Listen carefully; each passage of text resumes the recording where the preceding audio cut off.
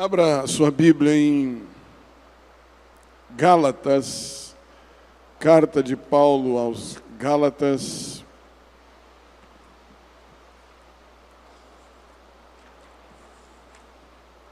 capítulo de número 5. Estou feliz porque Deus está trabalhando no meio da igreja de maneira muito poderosa, de maneira gloriosa. Estamos vivendo um tempo de crescimento na obra de Deus. Nós estivemos na cidade de Campo Novo do Parecis, no Mato Grosso, onde nós fomos no aniversário do 4º ano da nossa igreja ali. Uma igreja que Deus tem abençoado, uma grande igreja, onde o pastor Gil e a sua esposa, irmã Natália, estão trabalhando com toda a força e todo o desempenho para que o nome do Senhor seja glorificado. Fiquei feliz daquilo que vi. Muitos foram batizados nas águas e Deus está salvando, libertando, curando e fazendo o nome do Senhor ser glorificado ali. Eu glorifico a Deus por tudo que aconteceu neste final de semana e foi bênção de Deus. Quero que você abra a Bíblia, versículo 16, nós vamos seguir daí. Diz assim: digo, porém, andai em espírito, e não cumprireis a concupiscência da carne. Porque a carne cobiça contra o espírito, e o espírito contra a carne. E estes opõem-se um ao outro, para que não façais o que quereis. Mas se sois guiados pelo Espírito, não estáis debaixo da lei. Porque a obra da carne são manifestas, as quais são prostituição, impureza, lascívia, idolatria, inimizade, porfias, emulações, ira, peleja, dissensões, heresias, invejas, homicídios, bebedice, glotonaria, e coisas semelhantes a estas, acerca das quais vos declaro, como já antes vos disse, que os que cometem tais coisas não herdarão o reino de Deus. Mas o fruto do Espírito é amor, gozo, paz, longanimidade, benignidade, bondade, fé, mansidão, temperança. Contra estas coisas não há lei.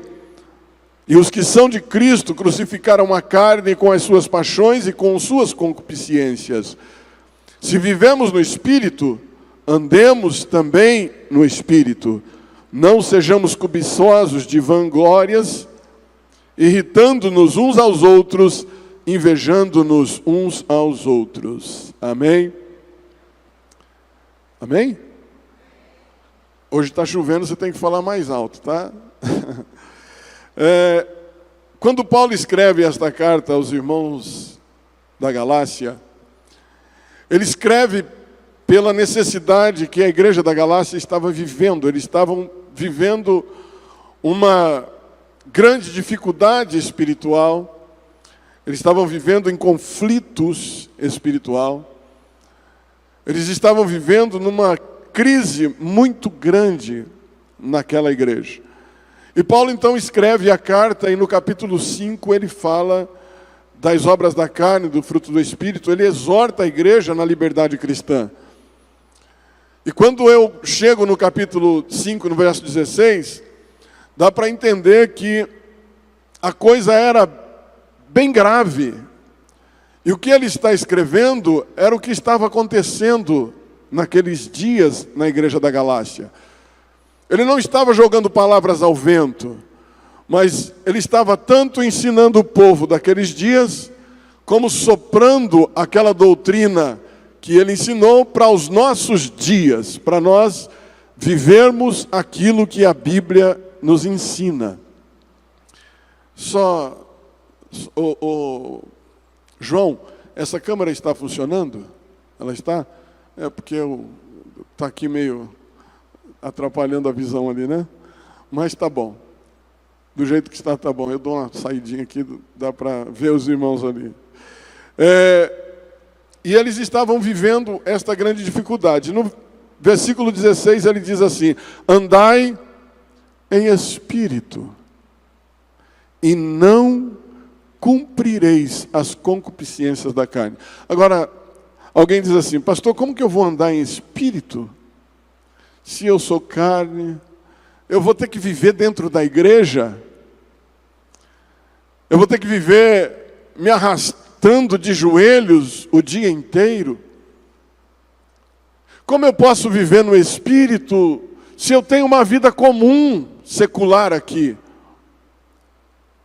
Como eu posso viver no espírito se eu vivo com gente incrédula, gente profana, gente endemoniada, gente pervertida, gente com mente e visão distorcida daquilo que é reino de Deus? Como que eu posso viver nesta terra, vivendo e andando em espírito? Obrigado, João. Como eu posso viver em espírito vivendo nessa terra? Você precisa praticar uma vida de santificação. Você precisa colocar para fora aquilo que está escondido dentro de você, que é o homem espiritual que está dentro de você. Quando o homem pecou no jardim, antes do pecado, o homem era perfeito. O homem tinha uma vida perfeita. O pecado entrou, então, a partir daí, foi destituído da glória de Deus. Ele agora tem que passar pela morte. Ele tem um limite de vida, nós seríamos eternos, mas agora ele tem um limite de vida. E agora ele precisa provocar a santidade de Deus para ele estar vivo espiritualmente. Ele precisa chamar a atenção de Deus a todo tempo para que ele possa estar vivo e morto para este mundo. A diferença entre servir a Deus e servir o mundo é muito diferente de muitas pessoas. Tem gente que põe a Bíblia debaixo do braço e se diz crente, vem para a igreja, volta para casa. Mas a sua vida normal, diária, cotidiana, continua sendo a mesma carnalidade, continua vivendo a mesma hipocrisia. Só se é crente quando pega a Bíblia e vem para a igreja. Só se é crente quando tem dias de culto. Nos outros dias você é igual a todas as pessoas que estão à sua volta. Xinga, briga, faz contenda, faz confusão, fala mal da vida dos outros, fofoca. Porque isso é o que a nossa carne produz. É natural que nós, sem Deus, longe de Deus, nós vamos produzir carnalidade, só isso. Vamos viver estritamente uma vida humana. Sem presença de Deus na vida, nós não podemos ter espiritualidade. Aí Paulo diz: andai em espírito. Andar em espírito é andar pensando nas coisas do céu. Andar em espírito é você estar no meio da sociedade que você convive, incrédula, perversa, pervertida, uma geração cheia de prostituição, uma geração cheia de lascívias e dificuldades espirituais. Mas você manter a sua vida equilibrada, a sua vida em Cristo Jesus, sem mancha, sem marca, sem mácula, manter uma vida limpa, digna de servo de Deus. Andar em espírito é muito mais que ficar crente nos dias de culto, no dia à noite, ou no domingo à tardezinha. Andar em espírito é muito mais que pôr a Bíblia debaixo do braço e dizer sou crente. É mais que isso. Andar em espírito é produzir os frutos, ou o fruto do Espírito. Quando Paulo diz, andai em espírito, e vocês não vão cumprir a concupiscência da carne. Porque a carne cobiça contra o espírito, e o espírito contra a carne. E este opõe-se um ao outro para que não façais o que quereis. Imagina a luta que é dentro de você, quando você quer fazer a coisa certa, e lá dentro, alguma coisa diz assim, é certo, mas... Aí a sua carne, é certo, mas... Dá um jeito, vai, só hoje. Só hoje. E o Espírito diz, não convém. Não convém. Dá uma olhadinha. E o Espírito diz, não convém. E você fica nessa luta com a carne e o Espírito, e isso se trava, uma luta ferrenha que, se você não for forte o suficiente, você vai deixar que a sua carne vença. Eu digo você porque você tem que buscar a essência do homem que está em você. Você não pode de contínuo viver uma vida superficial, ou seja, sempre humana. Uma vida nesta esfera terrestre só. A nossa mente tem que pensar no alto, nas coisas de cima, nas coisas do Espírito. Nós temos que estar focado naquilo que nos traz a esperança eterna, que é a volta de Jesus Cristo, nosso Senhor, porque Ele está para voltar, Ele está às portas, e Ele voltando, Ele quer uma igreja santa, lavada, remida no sangue do Cordeiro de Deus. Andai em espírito, e não cumprireis as concupiscências da carne. Porque a carne cobiça contra o espírito contra a carne, e estes se opõem um ao outro para que não façais o que quereis. Quantos já viveram esse conflito interior, ou esse conflito pessoal, de não querer, mas não resistir? Não precisa levantar a mão. A nossa fraqueza humana tem limite. Deus sabe disso. Mas nós não podemos viver cedendo a esta fraqueza humana todas as vezes que esta guerra vem contra, ou de encontro com a gente. Nós não podemos estar cedendo a todo momento para este lado humano nosso. Nós temos que olhar para o homem espiritual e entender que ele é muito mais forte, tem muito mais recurso que este homem físico carnal. Porque este homem carnal, nos seus limites de prova, todos os recursos que ele pode ter é daqui, superficial. Acabou, é tudo limitado, é passageiro, é efêmero, é temporal. Mas o homem espiritual não. Vivendo esta vida humana, mas sabendo que você é um homem espiritual, você é muito superior a que qualquer ensinamento, qualquer cultura humana, qualquer doutrinação humana possa esperar ou imaginar de você. Se você viver na esfera espiritual, em uma esfera espiritual, em uma dimensão espiritual, este homem espiritual tem muito mais recursos. Os recursos são inacabáveis, porque a sua fé inabalável em Cristo te promove a coisas maiores e melhores todos os momentos, porque este homem espiritual trabalha com a fé. E a Bíblia diz que a fé é o firme fundamento das coisas que não se veem, mas a certeza das coisas que se esperam. O homem espiritual olha para Deus e diz: Deus, olha para a minha vida, preciso de um milagre. Eu preciso de um milagre. As irmãs cantaram aqui agora, eu preciso de um milagre.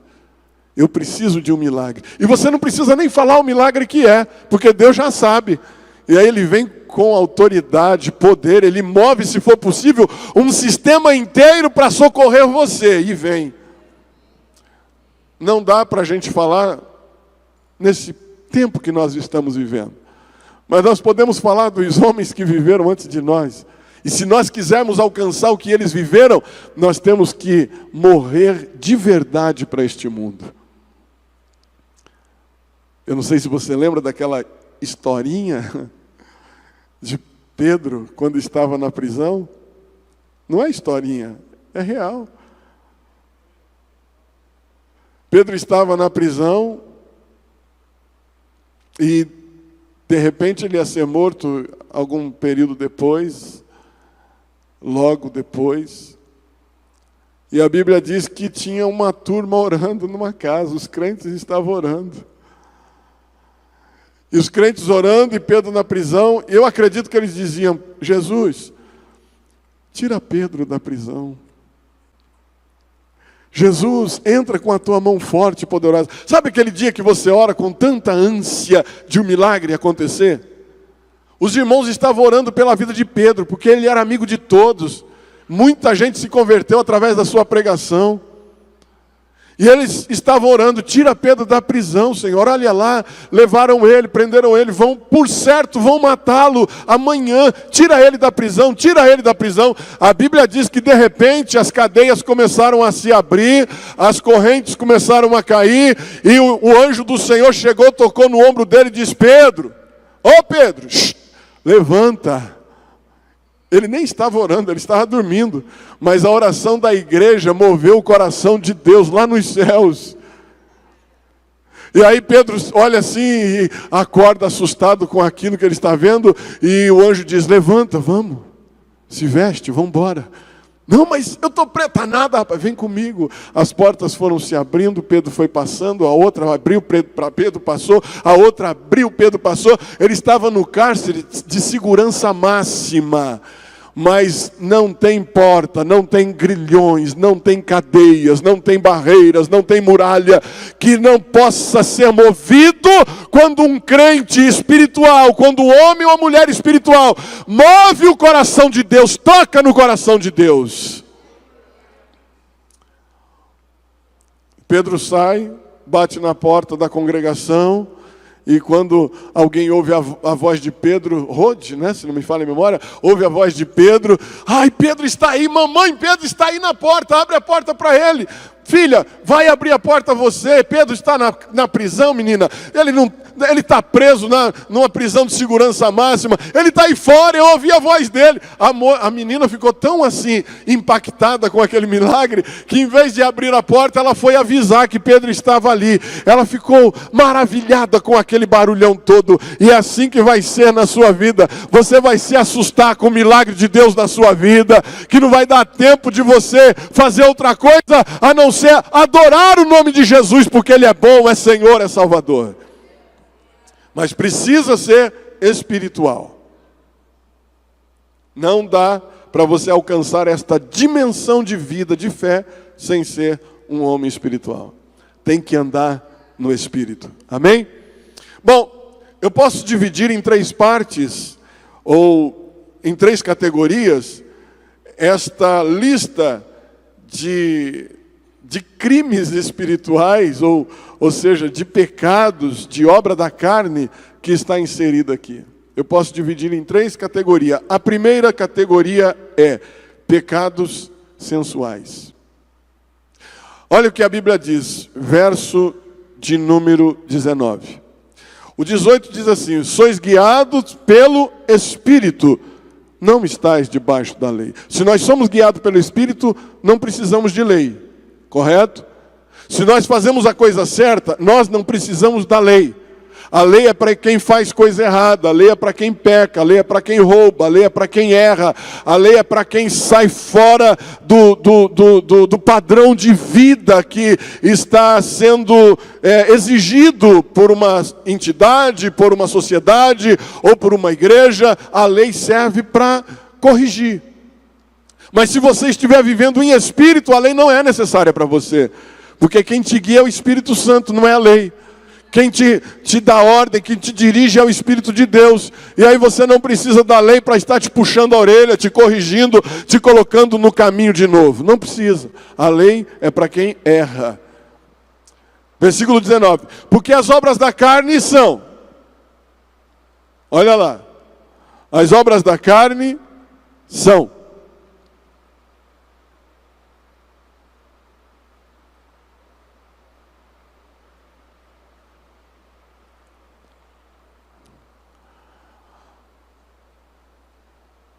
As obras da carne são conhecidas e são prostituição, impureza, lascívia. Essas três são pecados de sensualidade. Quando nós falamos de obra da carne, Paulo escreve que elas são manifestas, ou elas são conhecidas. Lembra daquele texto que diz que pela árvore se conhece o fruto?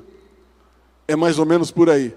Quando você vê alguém numa vida que vive, você já logo deduz a vida que essa pessoa tem. Pelos amigos que andam, pela a conduta que tem, pelo seu vocabulário, pelas suas palavras, pelo seu jeito de falar ou de se portar diante das pessoas. As obras da carne são manifestas, aparecem, expõem-se. E aí quando nós falamos da prostituição, a prostituição é o sexo ilícito entre pessoas. E aqui abre um leque muito grande para esse tipo de pecado. Porque às vezes a gente só acha que prostituição é alguém que é casado, se entra em relação com outra pessoa e, não é? Prostituiu. Mas vai além disso, porque é um campo muito grande isso daqui. A prostituição, esse pecado, leva o homem a todo tipo de profanação. Todo tipo de profanação. A prostituição, ela engloba aqui uma vida de promiscuidade. Uma vida promíscua.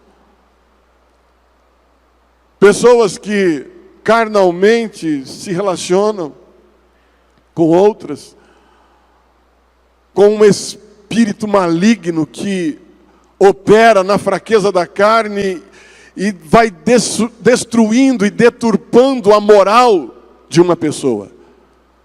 Tanto nos teus desejos carnais e profanos sexuais, quanto em outras áreas de sua vida. Mas quando nós falamos de sensualidade, nós precisamos aqui entender que não estamos falando de simplesmente um homem e uma mulher. Aqui é uma relação geral sobre tudo. Quando falamos de prostituição, nós falamos de orgias, de sodomismo. Nós falamos de situações que levam o homem ao poço mais profundo de sujeira em relação a uma vida diante de Deus. Nós vemos a questão da ideologia de gênero que está alastrando no mundo. Isso não é de hoje, vem de muitos anos. Isso não é agora, não nasceu ontem. Nem no governo desse cabra que está querendo entrar por aí, não. Vem de lá de trás. De milênios. Dos primeiros dias depois que o pecado entrou no mundo. Isso faz parte de uma vida natural dos homens. Dessa imundícia de uma vida pecadora. Vivendo debaixo do pecado, no jugo do pecado. Quando nós falamos de prostituição, nós falamos de todas as infâmias que a carne produz. De todos os desejos sensuais que a carne produz. Você não precisa de muita coisa para pecar dentro desta linha de pecado. Não. Você só precisa estar longe de Deus e cabeça vazia. Você só precisa estar longe de Deus, que logo você está observando alguma coisa e está dizendo,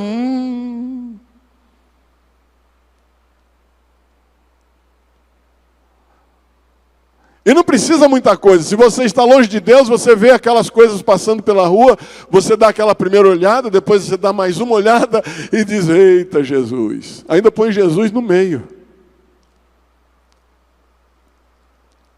Natural, estou falando de coisas naturais. Aí os homens falam assim, poxa vida, será que só a gente? Não, irmãos, as irmãs também. As irmãs também, é só ter a cabeça vazia, somos homens, seres humanos, é natural, sermos fracos, frágeis. O que está vazio precisa se encher, se ocupar de alguma coisa. E se não se ocupa com coisa boa, vai se ocupar com coisa ruim. Esse vaso aqui, quando se tira esta flor, ele não vai ficar bem. A gente sabe que é um vaso e que ele tem que estar cheio de alguma coisa tem que estar nele. Uma flor, uma florzinha, uma florzona, alguma coisa tem que estar nele. Se não tiver uma flor, logo nós vamos encontrar, como é a igreja, nós vamos encontrar garrafinha de água, nós vamos encontrar copo d'água, nós vamos encontrar papel amassado. Não vai nunca encontrar nota de R$100 aqui, ou de R$500, ou de 200. Um cheque, ou um cartão escrito a 100 e tudo. Nunca nós vamos achar. Mas, eu já fiz errado. Mas nós vamos encontrar sujeira se não tiver coisa boa. E a nossa vida é desse jeito. Se nós não enchermos a nossa vida do Espírito de Deus, o diabo vai sempre alcançar um lugarzinho para infiltrar e colocar as porcarias dele na nossa vida. E começa de coisa básica, boba. Às vezes uma mensagem de WhatsApp. Às vezes um apertar de mão ou um abraço. Às vezes uma palavra de elogio. Nossa, irmã, você está cheirosa hoje, hein? Ela já fica toda coisada com aquela palavra e diz, hoje eu vou pôr aquele outro perfume, vou pôr aquele, como pôr não sei o que lá e tal. Aí vem para o culto e passa perto daquele irmão que falou que ela estava cheirosa, só para ouvir de novo ele falar, nossa, irmã, hoje você está com um cheiro diferente. Mas que cheiro é esse? Já mudou o tom. Aí ela chega a arrupiar. Aí pronto, o diabo começa a pegar. É simples assim, irmão. Você quer ver outra coisa simples? Você olhar e dizer, nossa, seu olho está tão vivo hoje, que você está com um semblante diferente, está alegre, está bonita. Pronto, irmão. No culto que vem, ela já quer se emperequetar mais, ajeitar mais, já passa uma massa corrida aqui, outra ali e tal, e passa aquela sombra no olho para o olho ficar grandão, aí dá aquela esticadinha para ficar meio oriental e tal. Aí o irmão chega, nem está bonita, mas ele gostou de ver ela feliz, ele fala, nossa, que linda que você está. O cão está entrando e a gente não está percebendo. Quando for assim, você sentir que não é de Deus, clama o sangue de Jesus. Sangue de Jesus tem poder. Pastor Wilson, quando elas chegarem e dizer assim, você é lindo, esse cabelo branco seu me deixa arrupiada. Sangue de Jesus tem poder. Vai para lá, Satanás.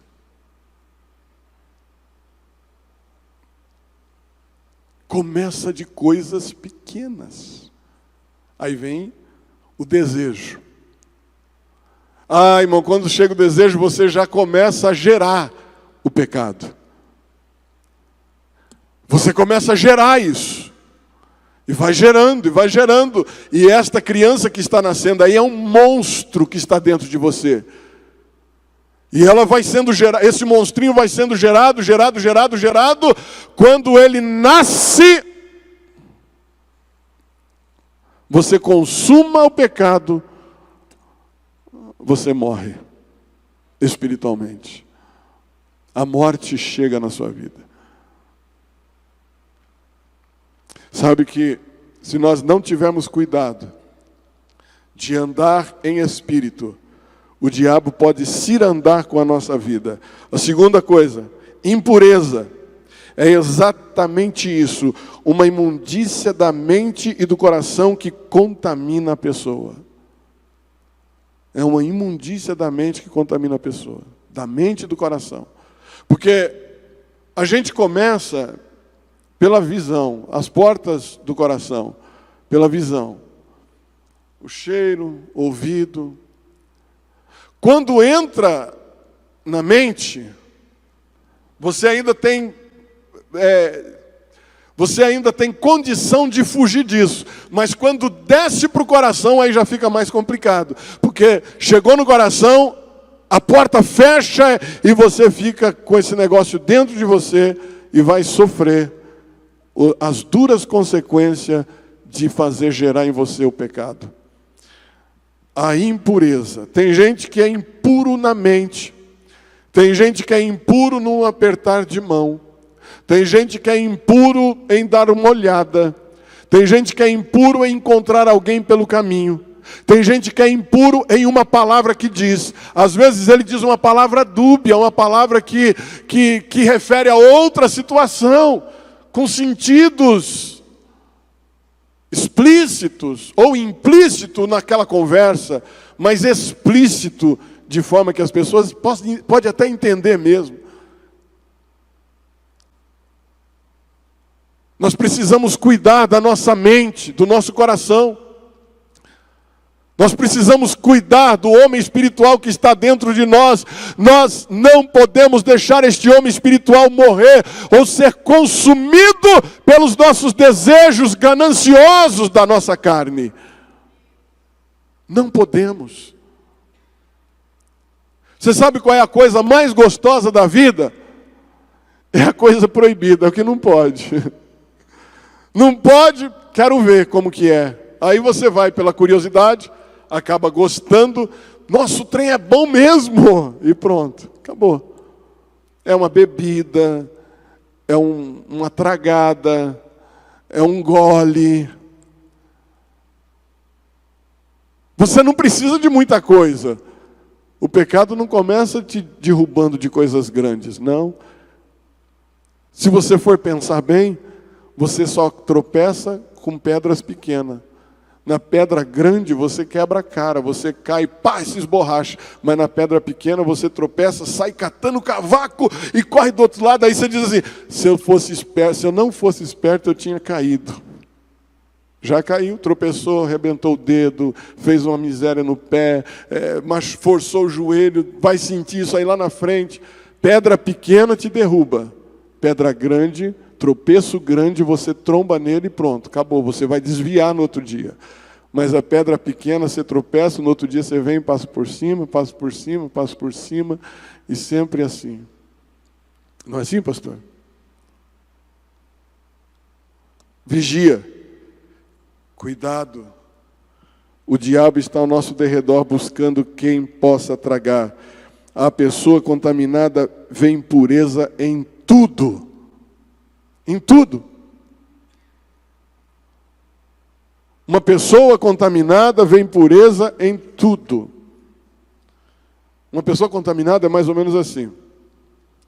A irmã dá aquela passada de mão no cabelo assim, Dave.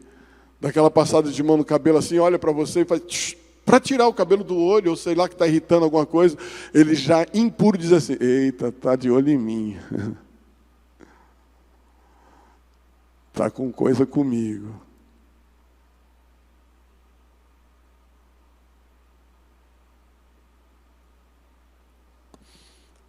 A pessoa impura, ela vê malícia nas coisas. A pessoa impura, ela maquina o mal sempre, todo momento. Ela está maquinando alguma coisa imunda na sua cabeça. Tito 1,15 diz assim: todas as coisas são puras para os puros. Tito 1,15. Todas as coisas são puras para os puros, mas nada é puro para os contaminados e infiéis. Nada. É Bíblia quem diz, não sou eu que estou dizendo. Todas as coisas são puras para os puros, todavia, para os impuros e descrentes, nada é puro. Portanto, a mente, porque tanto a mente como a consciência deles estão corrompidas.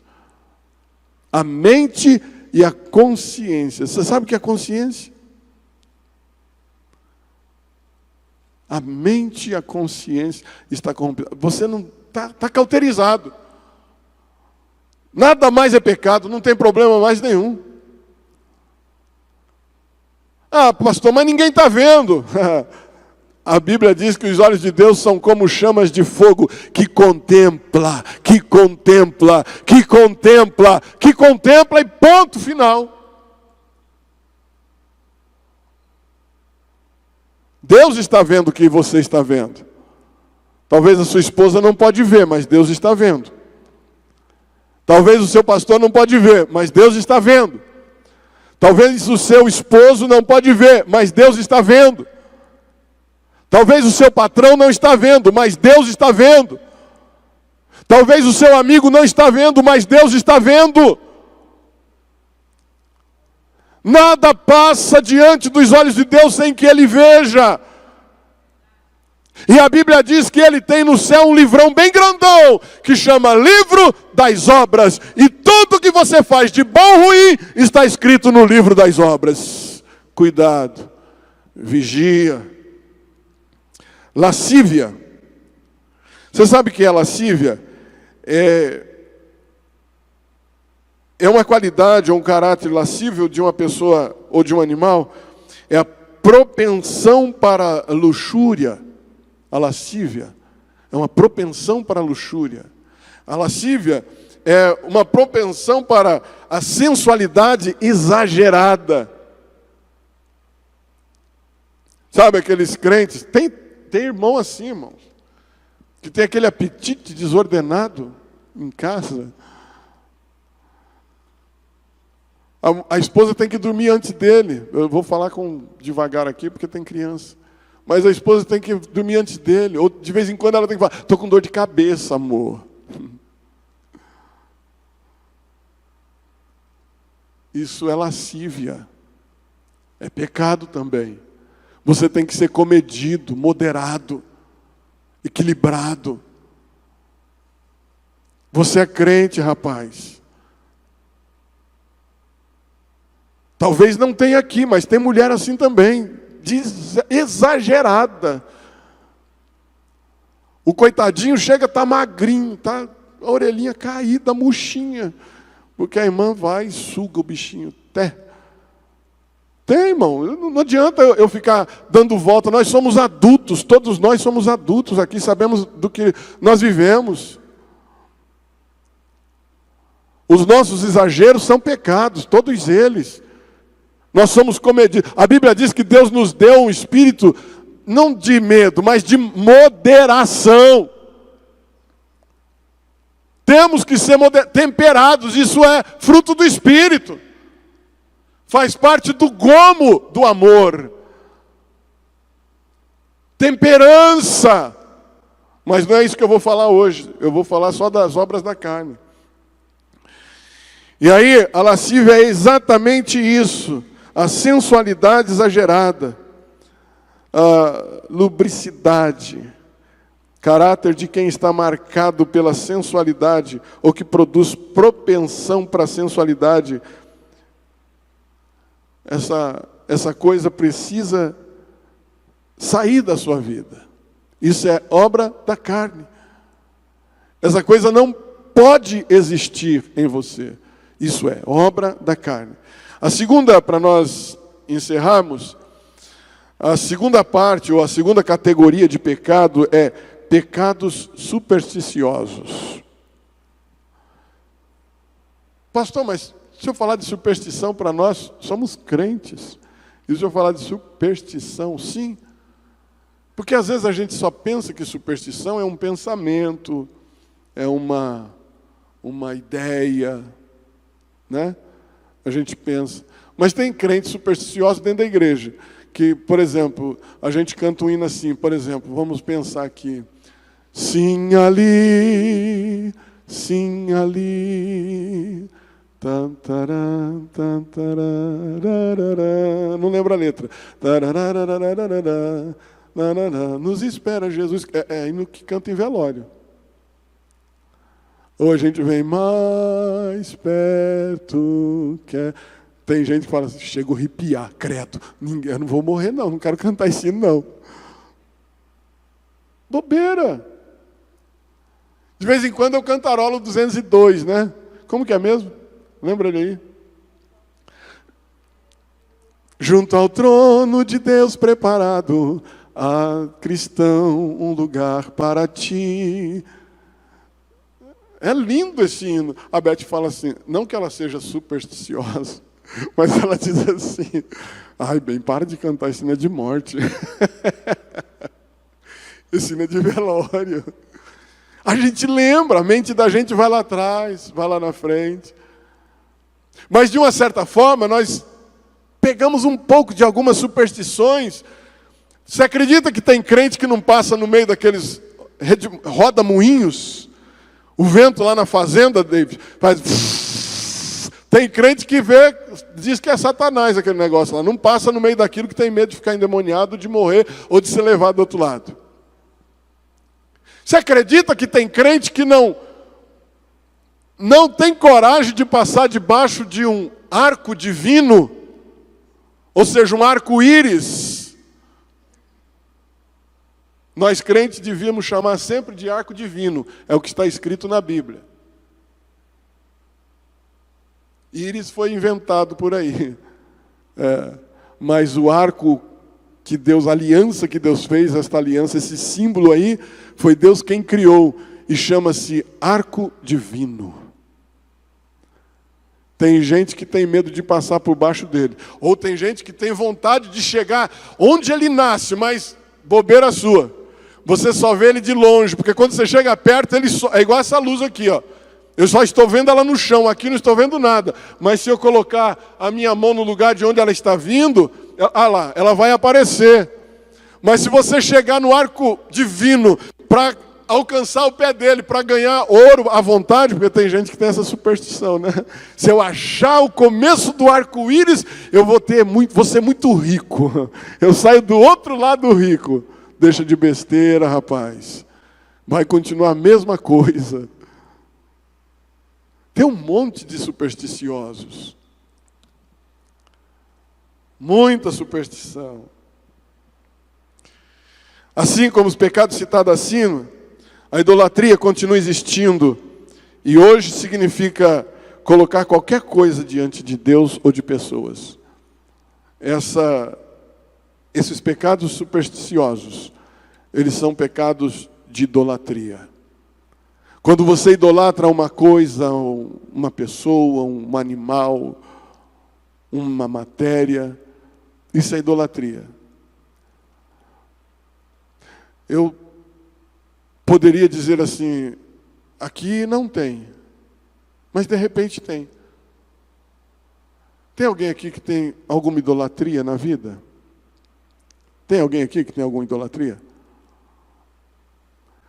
Então vamos lá, vamos ver se você não tem. Se você não tiver, Deus seja engrandecido também na sua vida. Tem gente que idolatra o carro, sabia? O carro. No carro dele não anda ninguém a não ser ele e a esposa. No carro dele não empresta para ninguém, nem para a esposa. O carro dele é impecável e ele cuida mais do carro que qualquer outra coisa, até dele próprio. Ele cuida mais do carro até do que dele próprio. Isso é idolatria. Isso é idolatria. casa. Quando você pega aquela casa para deixar um brinco e você passa. Aí no outro dia você levanta de novo e passa pano outra vez e tal. E não pode ver um pelinho em lugar nenhum, uma telinha de aranha em lugar nenhum. E você vai e faz. E de novo no outro dia é escravo daquele negócio, porque a sua casa tem que estar impecável. É idolatria, irmão. Mas não pode ser relaxado também. Chega lá, tem cueca em cima do sofá, calça jeans dobrada em cima da mesa. Não, aí também não. Você tem que ser organizado, comedido. Você quer ver outra idolatria? Dentro da igreja. O pastor fulano de tal. Irmão, eu adoro aquele pastor. Meu Deus do céu, eu dou minha vida. Tem gente assim. Tem gente que sai daqui para ir 200, 300, 500 quilômetros, ainda paga uma grana para ouvir um pastor, um cantor cantar, porque ele adora. Idolatria. E eu vou falar uma outra idolatria aqui, que não se assuste não. Às vezes nós somos muito seletivos naquilo que escolhemos. E crente tem mania de seletividade. Quando nós temos uma sociedade como essa nossa, e que temos um grupo grande de obreiros, você faz uma seleção e você diz assim, eu gosto de ouvir só o fulano de tal, se não for ele que for pregar, eu não vou na igreja. Idolatria, cabra. É também. Se não for o fulano que... Tem gente que vai ter culto hoje. Vai. Acontece comigo, direto. Quem vai pregar, pastor? Não sei, alguém. Ah, porque se for fulano, eu nem vou hoje. Ó, irmão, que nível que a gente chega. Isso é idolatria ou não? É ou não? É idolatria ou não? Faz parte. E aí depois que você começa com esses sentimentos sujos, sem Deus, desvairado, você começa a partir para os outros tipos de pecado que vêm dessa mesma situação, desta mesma linha. A idolatria, a feitiçaria. É uma sequência aqui, uma coisa vai puxando a outra. A feitiçaria. A feitiçaria, ela é pecado. Feitiçaria vem do grego, pharmakeia. É isso que fala, pastor? Pharmakeia. E pharmakeia, ela significa fármacos, ou fármacos, que vem de farmácia. Porque os gregos, eles faziam as suas magias com química, matérias químicas e tal, curandeiros, essas coisas. Vem daí a palavra farmácia. E a feitiçaria está inserido dentro desta palavra. Que coisa, né? A feitiçaria está inserida aqui. E aí eu fico pensando assim, como pode Paulo estar dando instrução para os crentes da Galácia e falando para eles que eles estão vivendo essa fase aí que eles têm que mudar. Eles têm que parar de pensar na idolatria e na feitiçaria. Vamos pensar num tipo de feitiçaria dentro da igreja. Santidade. Santidade exagerada, exacerbada. Você se acha tão santo, tão crente, que alguém faz alguma coisa para você, alguém faz algum mal para você, alguém te afronta de alguma forma, que você vai para o joelho, passa a madrugada orando, Silvana, e dizendo, Deus, vai lá, Senhor, toca nele, Jesus. Toca, Jesus. Toca lá. Você acha que Jesus vai ouvir sua feitiçaria, rapaz? Vai nada. Mas isso é um tipo. Feiticeiro, irmão, só quer coisa ruim para os outros. E um crente pedindo para Deus tocar no irmão para fazer justiça. É perigoso você perder a sua vida e a sua oportunidade. Porque o feitiço vira contra o feiticeiro.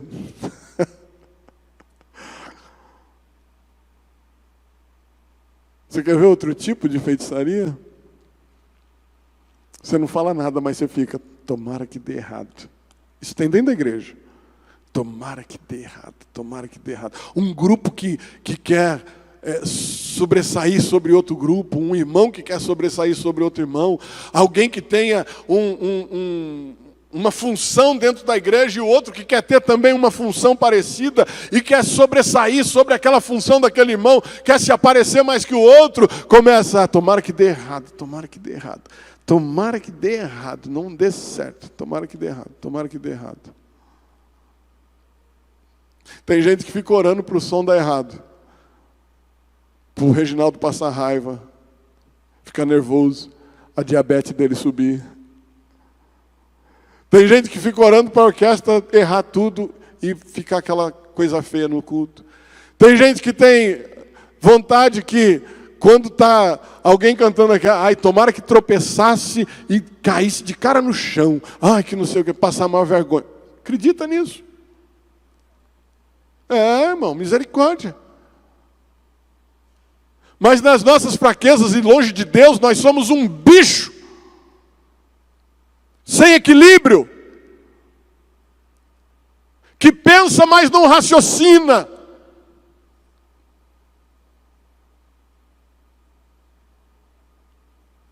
Que nós sejamos crentes em Cristo Jesus.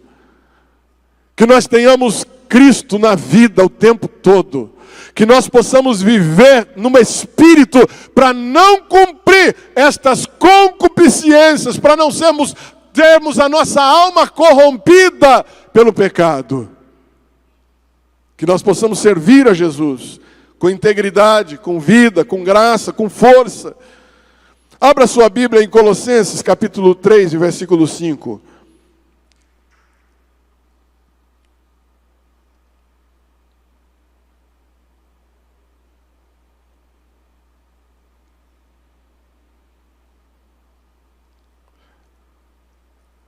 Paulo escreve assim: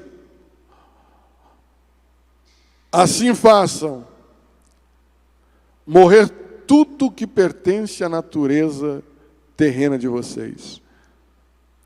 Imoralidade sexual, impureza, paixão, desejos maus e a ganância, que é idolatria. Está vendo aí? Quando você é apaixonado demais pelos seus desejos, é idolatria. A ganância demais pelas coisas é idolatria. Sabe, irmãos, nós estamos vivendo um tempo que nós estamos invertendo as coisas.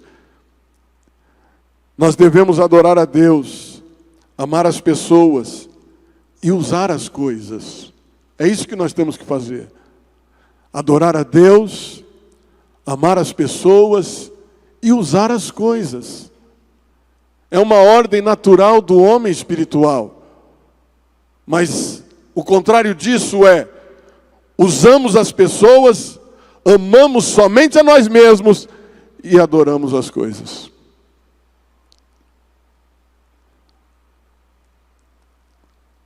Usamos as pessoas, amamos somente a nós mesmos e adoramos as coisas.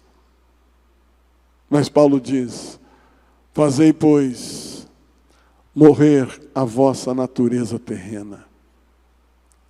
E você sabe como faz morrer a natureza terrena?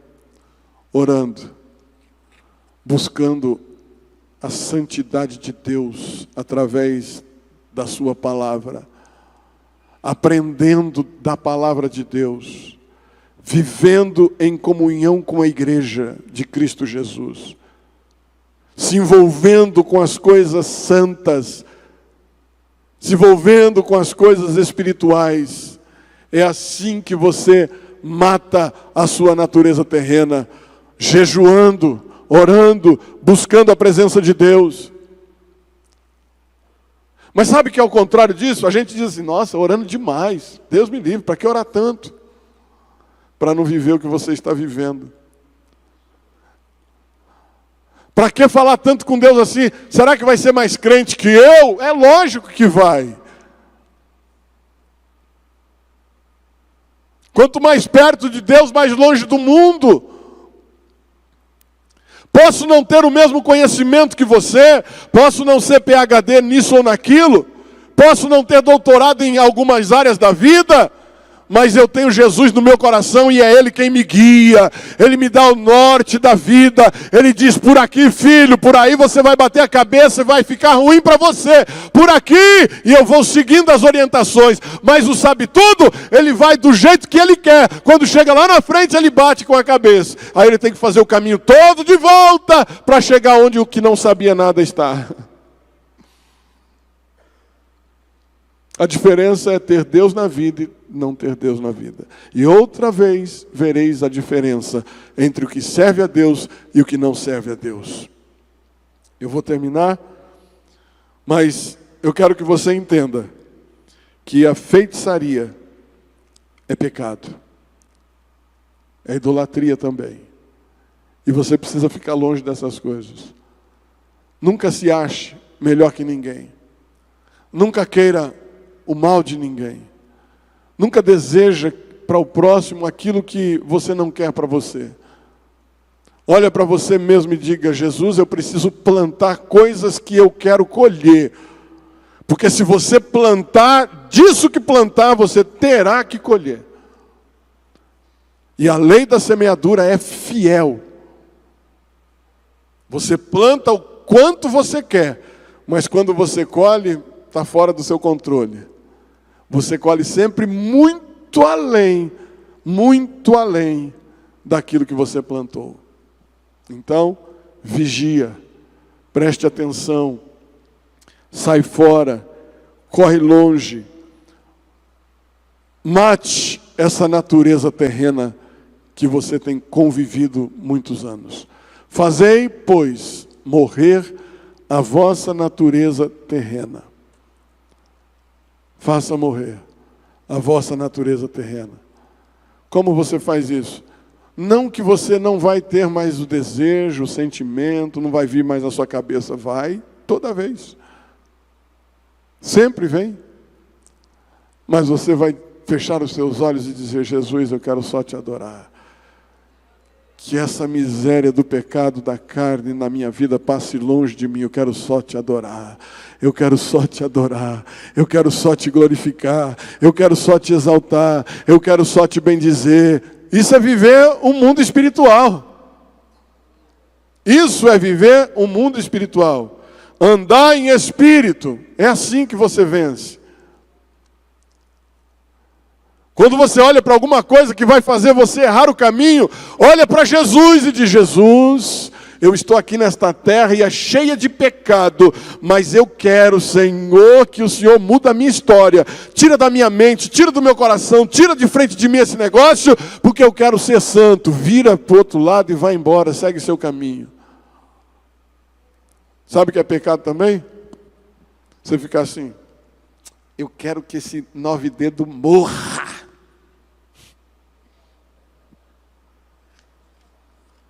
Não estou defendendo ele não, ele é muito ruim. Mas a justiça vem de Deus. Quando você diz isso, você está plantando uma sementinha que você não vai querer colher. E às vezes a gente fica tão irado assistindo o Jovem Pan, vendo aqueles caras, a gente fala, eu não, graças a Deus. Graças a Deus. Ai, queria tanto que esse homem morresse. Queria tanto que alguém desse um tiro na cabeça dele ou passasse com um carro em cima dele. Né? É assim que a gente faz. Mas cuidado com os seus sentimentos. Entrega a Deus os seus problemas. Toda a sua ansiedade entrega nas mãos do Senhor. E Ele tem cuidado de vós. Ele tem cuidado de vós. Andai em, e não cumprireis. Aí você não aprendeu, foi nada. Andai em espírito e não cumprireis as concupiscências da carne. Amém? Que Deus possa te abençoar. Que Deus possa continuar falando ao seu coração e você possa entender a palavra de Deus. Viva em espírito. Viva em espírito. Viva em espírito. Porque o próprio Espírito Santo de Deus vai te ajudar nas suas fraquezas. Ele vai dizer, vai para aqui, vai para ali. Ele sempre vai dizer, vai para a direita. Para a esquerda ele não diz muito não. Vai para a direita. Vira aqui de novo, direita. Sobe aqui, direita de novo. Sobe, direita, direita. Ele nunca vai dizer para você, vai para a esquerda, vai para a esquerda. Não, sempre para a direita, direita, direita. Vai até o fim. Amém, amados? Que Deus te abençoe, te guarde, que Deus te proteja, te dê a paz, que Deus faça resplandecer o seu rosto sobre ti, que a bênção de Deus seja na sua vida e o nome do Senhor seja glorificado.